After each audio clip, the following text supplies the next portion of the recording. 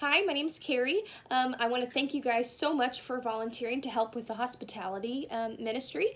I just have a short kind of training video here. We're kind of revamping the way that we do hospitality at Mount Pisgah. Before we had an ambassador program several years back, and it's kind of fallen by the wayside because the staff was overwhelmed and there really wasn't anybody to take lead of that. So that's kind of one of the areas that I'm working on this year, is revamping that. Church hospitality is so important. I took a class this summer and they said that people know immediately when they walk in the door within the first 15 seconds if they're going to return. So you really have a short amount of time to make an impact on guests. And I think personally that our church is very hard to navigate. It's very old. It's been added onto several times. We have tons of classes and not really a good way for guests to know how to get where they're going, and it can be confusing, and so we want to eliminate any confusion. We want to eliminate any uncomfortable feelings from guests on their first time arriving. So this is where you all come in. I think that greeters do a great job. They pass out bulletins welcoming people. We want to take it to the next level. We really want people to feel welcome. We want people to know that we want them here. We want them here to hear the gospel. If something turns them off immediately and they don't hear a gospel message, then that's on us. We really need to do everything we can to break down barriers so that people will return and hear a gospel message that they may not have ever heard. This is a very important ministry, and I'm so excited that you guys have volunteered to help with that. So I have a PowerPoint that I'm going to attach to this as well. First impressions matter. Have you ever been at a restaurant where a server was rude on your very first visit? What kind of things did you have to say about that restaurant? You probably did not recommend it to people, and other than being quiet about it, you probably told everybody about your bad experience. Well, churches are the same way. People don't usually talk about their mediocre experiences. They talk about their great experiences, and they really talk about their horrible experiences. So that is something that we want to do better. Have you ever been at a restaurant where you experienced horrible customer service, or at a cell phone company? I have stood in line at Verizon several times, and then just to be greeted by somebody who really doesn't like their job and could care less that I'm there. So it's important. Hospitality is in every aspect of life, not just at the church. Have you ever been to a church that was not very welcoming? I have. I visited some other churches, and you can just tell right off the bat if this is a place that really wants you there, or if they kind of have their own thing going on. They don't really care that you're there. You can tell that pretty quickly entering a church. So most likely, people have told you about their bad experiences. So we do not want our church to be the same way. We want people to have a great first impression here, and that's where you all come in. How much more important is it to have good customer service when souls are on the line? So having bad customer service at a church could keep somebody from hearing the gospel message that God has intended for them to hear. So we want to make sure, if hospitality and customer service is important in retail and restaurant industry, how much more important is it in a church, at a place where these people's souls are on the line? So that's really, don't think of this as a ministry you're just kind of filling a place. This is a ministry that matters. 75 to 80% of people will not come back to church if they don't have a good greeting experience. That's a pretty hefty number. It may be that the sermon was out of the park, it may be that the music was great, but if when they first got here, they didn't feel welcome, nobody greeted them, they didn't have a good feel when they were there, they're not going to return. It did not matter that everything else was fantastic. If their greeting experience was bad, 75 to 80% of people will not return. And people are very uncomfortable coming to a new church. I'm that way. I'm uncomfortable. I hate going to, in high school, I hated going to a football game, not knowing where my friends were sitting. I had to awkwardly look around to see if I could find them. I'd do it as quick as I could so that nobody would see me standing there real weird. Churches are the same way. If you weren't raised in a church, especially, it's hard to come to a new place and then just be expected to know what's going on or where to sit or where to take your kids. So it's very important, if we're trying to reach these people that haven't been to church, that we make sure that they're comfortable from the moment they arrive. It is our job to make them feel welcome. We may think somebody else is going to do it.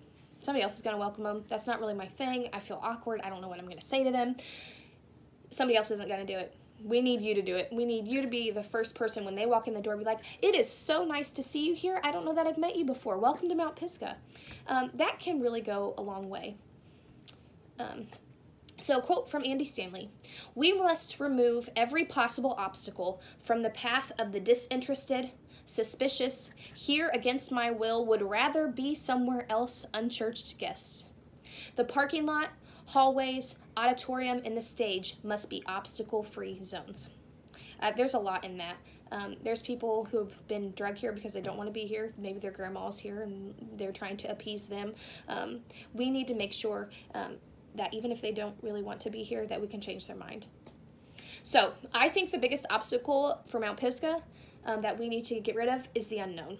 The unknowns, ways to get rid of that, wear your name tag. I know a lot of people don't think it's cool to wear a name tag.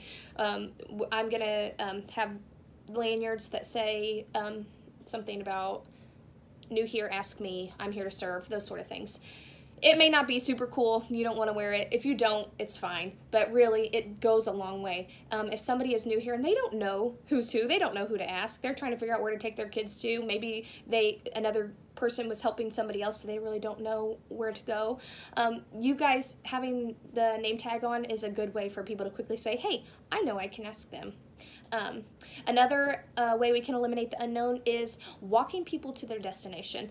This is something that I learned from both hospitals that I've worked at. You never point somebody the direction that they're supposed to go. You physically walk them to their destination. It makes them feel like you care about them.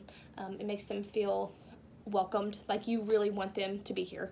So walk them to their kids' class, walk them to the bathroom, show them where the adult Sunday school classes meet so that they have the option of picking where they want to go.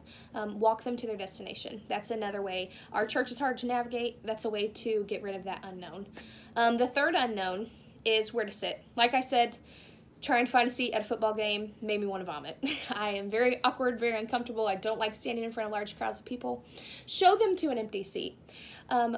We are creatures of habit. We like to sit in the same spot if we've been at Mount Pisgah very long, and we save seats for people that we know are going to sit by us, and that's great. But people don't know where to sit. So show them to an empty seat. If you are not working that Sunday, make sure that there's aisle seats empty so that people can slip in easily, because it is very uncomfortable for a first-time guest to have to walk straight up to the second row where there's a whole empty row, walk in front of everybody and sit down.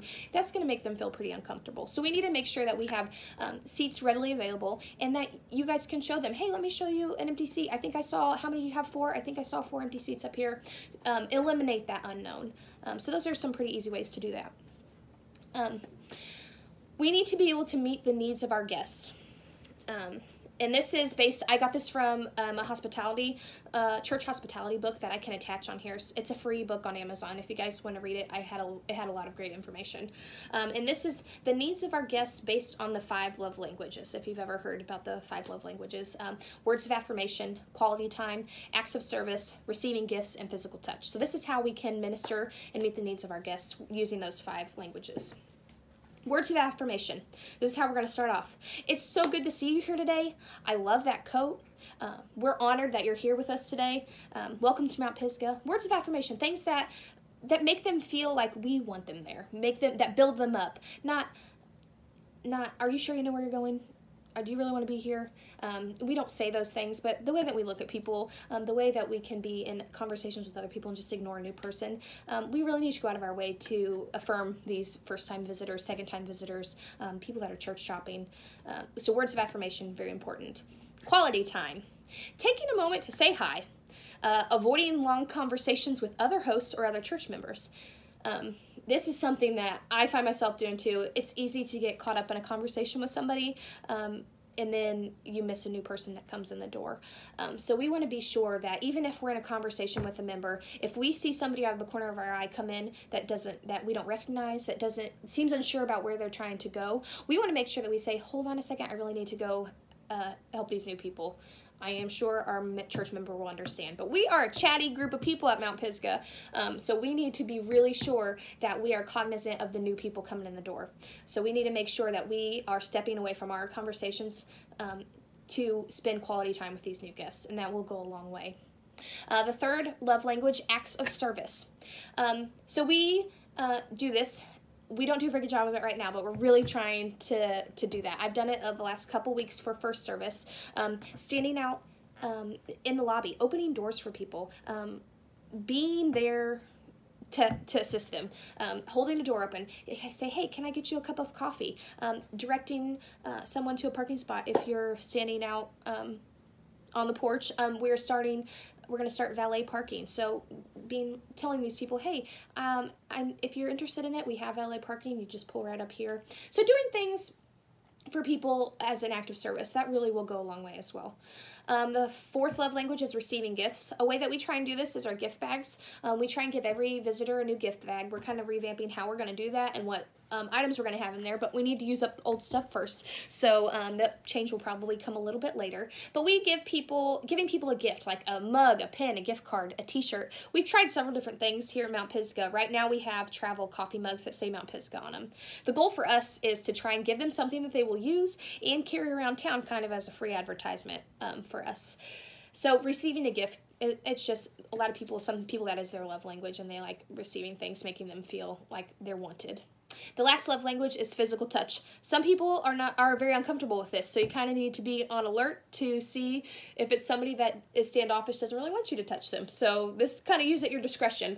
But giving someone a high five, a handshake, a pat on the back, a fist bump, something that a physical touch, because you never know, that may be the only time that somebody receives that week.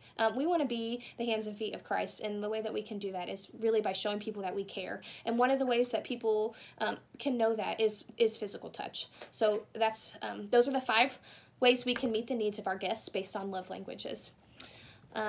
So I have a what not to do YouTube video if you guys want to watch that.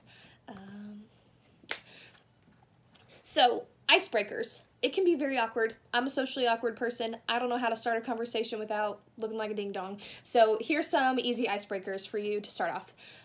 I don't think I've met you yet. Welcome. We're so glad that you're here this morning. Welcome to Mount Pisgah. We're so happy you're here with us today. Start by saying that. And then we want a follow-up question. Have you been with us before? I don't think that I've seen you. Let me introduce myself. My name is Carrie. Help yourself to some coffee. Would you like me to get you a cup? Would you like help finding a seat? Or if you see they have children, let me show you to our secure child check-in system and walk them over to the Kid Tracks area. So those are some easy icebreakers, ways to get in conversation with new guests. So changing the method here at Mount Pisgah. I've heard this several times. The methods are many, the principles are few. The methods may change, but the principles never do. So we will probably be constantly changing the items in our gift bags, the best practices for greeting guests and making people feel welcome.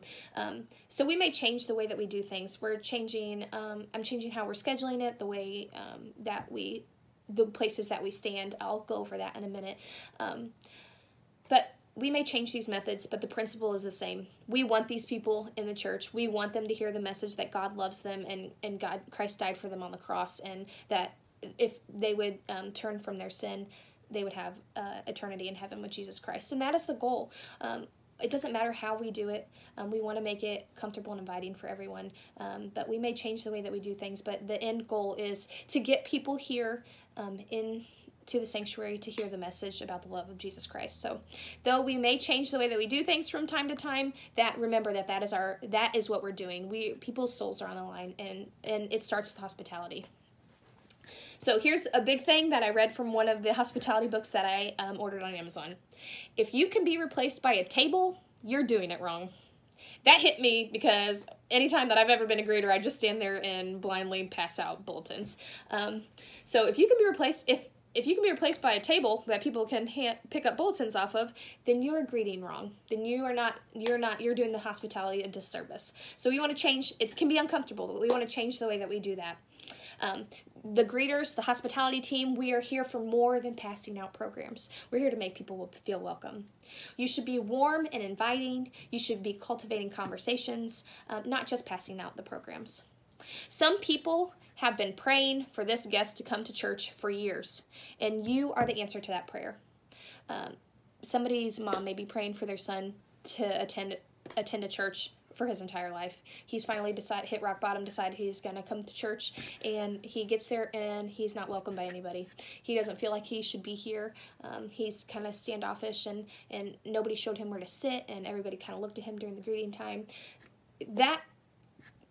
We can be the answer to that prayer. We can step in and say, we are so happy to have you here. This may be the first time that somebody has gotten the courage up to walk into a church building. This may be somebody that is struggling in a deep pit, having life struggles, and they see this as a lifeline, and we need to be there at the other end of that. We are the answer to somebody else's prayers. Somebody has been praying for these people to come to church, maybe for a long time, and if this was somebody that you had been praying for to attend a church, treat them the way that you would want your person be treated. So that is so important. And here's another thing that we don't really do well. One of the books, and this can be awkward too, one of the books said, if you notice somebody is struggling, and you can usually tell that, if you notice somebody is having a hard time, offer to pray with them, or ask them how you can be praying for them. But we are a body of praying believers, and we believe in the power of prayer. We believe in a God that wants to hear from us. So we need to extend that service to other people, even if it's somebody that's been here a couple times, maybe it's somebody that's a long-time member. If you notice before or after the service that they're struggling, offer to pray with them. A quick prayer. It doesn't have to be anything overly dramatic or overly theological. Just praying, dear God, please be with so-and-so this week. Help them with whatever their struggles are. Help them return safely next week, and just know that we love them and we care for them. Those things can go a long way. This is something that we don't really do, and it's something that we're going to try and implement. So when we have people after the service there, offer to pray with people. It can really go a long way. And I know that's going to be hard to step outside your comfort zone and offer to do that, because it will be for me as well. Next up. Something that may be small to you. You and another greeter are so busy in your own conversation that you don't even notice this person is coming to the door. Could cause a newcomer to turn around and walk back out to their car. That's from Outreach magazine. And that's pretty big. We talked about it before, but just making sure that we are not so involved in our own conversations that we miss out on our guests. We want to make sure that they know we want them here. Changing our method. So, now we're getting into the nitty-gritty a little bit here. We're going to have 3 greeter stations because we have 3 entrances into the sanctuary, and it's hard to catch everybody. And I think some people know that we have 3 entrances, so they come in the middle one so they don't have to get caught, but we're going to catch them. So we are going to have 3 stations. The front porch. I know it's cold right now in the winter. You do not have to actually stand on the front porch. If you want to stand in the atrium and open the doors for people as they come in. Certainly, you can wear a coat, just stay warm, but it really does go a long way to be out on the porch welcoming people. And the last couple times that I've done it, it's really caught people off guard. They're kind of like, what are you doing out here? Oh, well, good morning. It's good to see you. So that's something that will really go a long way. So we're going to have front porch greeters. So in that atrium or right inside the atrium if you are really too cold to go out there, but we really want you to be opening doors for people. Kind of by the coffee station, it would be about as far as you would go. And then the next station is the lobby. So ideally we have at least two people in the main lobby area. We want these people to be moving around. Oh, I'm sorry, I forgot on the front porch. On the front porch, we can hold the door open. We help moms with small children get into the church. Help some of the elderly people with a ramp if they're getting out of their car to use the valet service. We want to take umbrellas out to meet people in the rain. I know that's not something that a lot of people want to do. They don't want to get wet on a Sunday morning, but think of what kind of an act of service that is for people. So taking an umbrella out to meet a guest in the rain or the snow. Back to lobby. We want 2 or 3 people ideally to be moving around the lobby, helping those who you haven't met yet, helping those people who need directions, trying to figure out where in the world their kids go, where in the world Sunday school classes are. We want people in this area to keep conversations fairly short. So try to keep your free time so that you can greet other guests and help people. I know it's really hard. We have a very chatty church and we love each other very much, but try and keep conversations short so you can meet the needs of the guests there. You can, in this main lobby section, you can offer coffee, offer them a program, walk new families to kids tracks, show people to an empty seat if it's busy that Sunday. And you guys know, some Sundays are busier than others. Sometimes there's a big group of family members that come in together and they're trying to find a seat together. So just helping them to do those sorts of things. The third station, so first is front porch, second is lobby, third is kids entrance. So we've never done this before, but I saw this at a church that I went to this summer. They had, I'm going to get a collapsible wagon. So they had a wagon outside their door to help moms or dads, anybody that looked like they had their hands full with a bunch of kids, getting people in safely. It can be stressful for these parents with little kids to get these kids dressed, to get them up, drag them to church, and then they're trying to get from their car to the service. We just want to make it as easy for people as possible. So the person having people at the kids tracks door, kids entrance door, to hold the door open, help people get up the ramp, help little kids, help the parent whose kids are screaming and run away from them, because we all know I've been there. You see my kids running every Sunday like maniacs. Taking an umbrella out to meet them if it's raining, because you know kids probably jumping in puddles out there, and just helping people get in the church, really changing the way that we do this. So 3 stations is what we're going to be doing: front porch, lobby, and kids entrance. We're gonna do greeter waves. I have wave 1, 2, 3, and 4. This is really to just help you. We have a lot of people who do serve a lot of roles at Mount Pisgah, and we love that.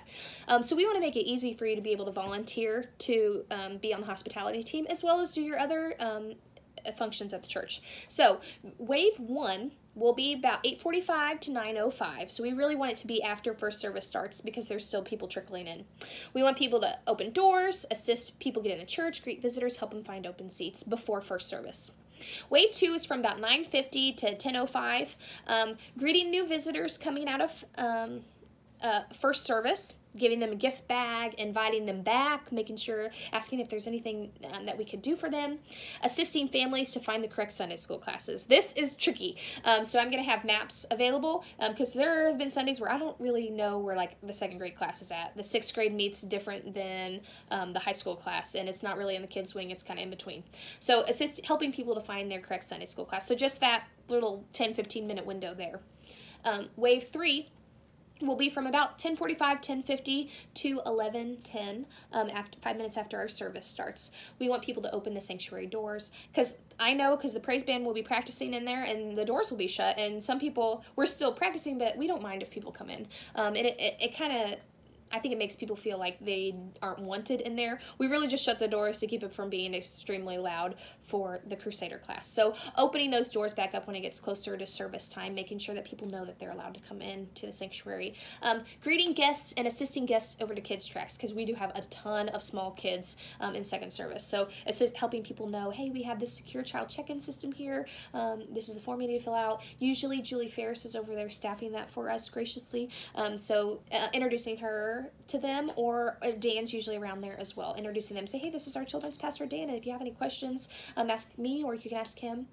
And then wave 4 is from 12 to 12:15. So ideally we would have you move to the lobby during the closing song, that way that you're kind of in position when guests are leaving. Open the sanctuary doors at the end of the service, and greet new visitors from second service, welcoming them, making sure they got a gift bag, making sure we got their contact information, that's important, and then inviting them back. So this is not really something that we've done before, so it is changing it up a little bit, but we're trying to catch everybody. Sometimes we don't do a very good job of making sure we catch all of these people on the periphery. All right, tips for creating a great guest experience. I know there'll be some people that won't do it, but really, if you could wear your name badge, if you could wear your volunteer tag, that would really help people to know where to go. But we're not going to force you to do that. Beggars can't be choosers, and you guys are volunteers, so if you don't want to wear it, you don't have to, but we would really like you to wear your badges. Another tip is avoiding church lingo, and if the longer you've been in church, I think the more likely you are to do it, because we just don't even realize it. Using words like narthex. Does anybody know what narthex is? We want to call the lobby so that people know what we're talking about. We don't want to use language that's going to ostracize people that are not comfortable in church.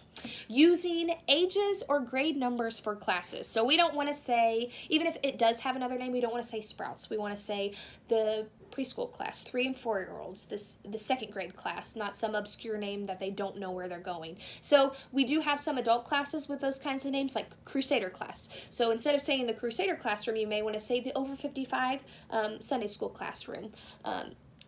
We have 3 other adult Sunday school classes on that first floor, so really just kind of navigating them in the right direction. But don't use, like, we used to have the True Blue room, so don't use lingo that people aren't going to know what you're talking about. Use a map if needed. I'm going to have maps available so that we can show people where to go. Another tip is letting parents know there is a kid-friendly lobby where the sermon is streamed.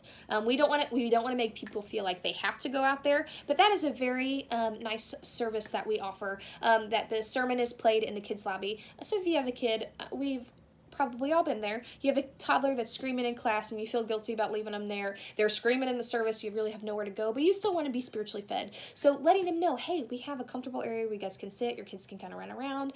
We want to keep it quieter. So making sure that our members know, hey, don't be talking, having side conversations really loud out here because we want this guest to be able to hear the gospel while they're here. So letting them know that it is available to them. Staying off your phone, that's a big one. We're all really guilty of it. But if you are in your hospitality shift, making sure that you are not on your device texting and missing people coming in, because that's really a quick way to make people not feel welcome.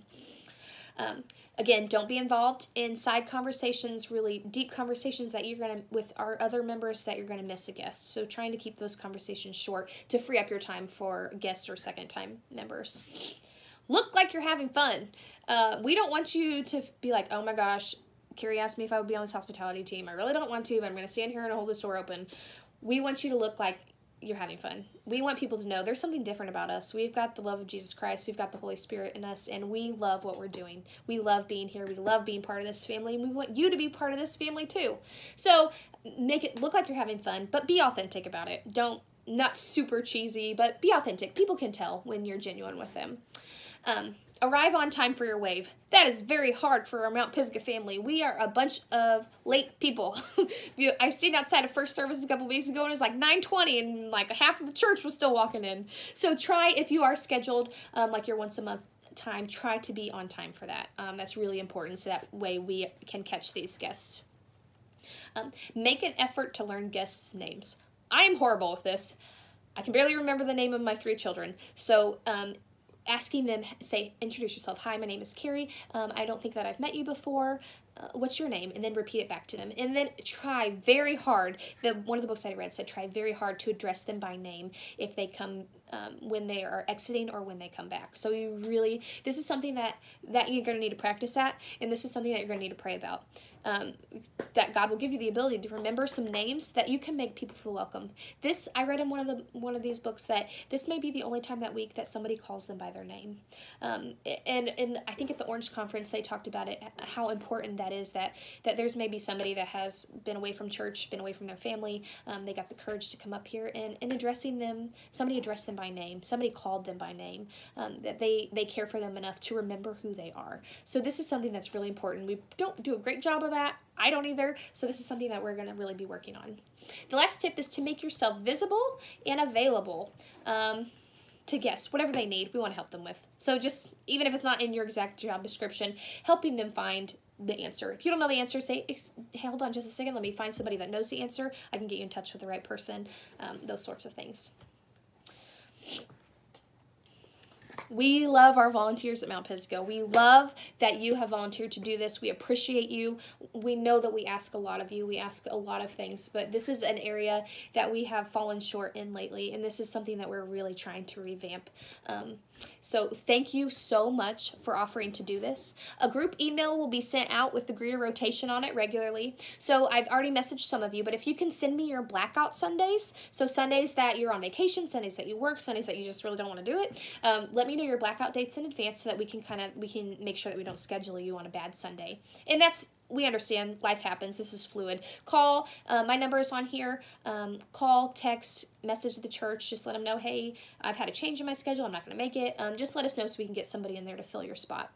But I'm going to send out regular emails out to you all about just updated hospitality information, because I know things change at the church a lot. Like classrooms move around and we offer new offerings. So I'm going to regularly send out emails to you all about things that have changed just to keep you in the know, because especially if you're doing it once a month or once every other month, you might not realize that things have changed. So just keep an eye out for those emails. That way you guys can stay up to date on current Mount Pisgah info. And I'm also going to send out some tips and tricks. We all need improvement, trying to be less awkward and more welcoming. So watch your email for updates, tips, tips and tricks, just things that can improve our guest experience here at Mount Pisgah. Again, thank you so much for volunteering your time, and we really appreciate it. If you have any questions, don't hesitate to contact me. My number is on the PowerPoint, but it's 317-512-7638. Again, thank you so much. You guys are so important and a vital part of getting people into God's kingdom, and we so appreciate you. Thanks.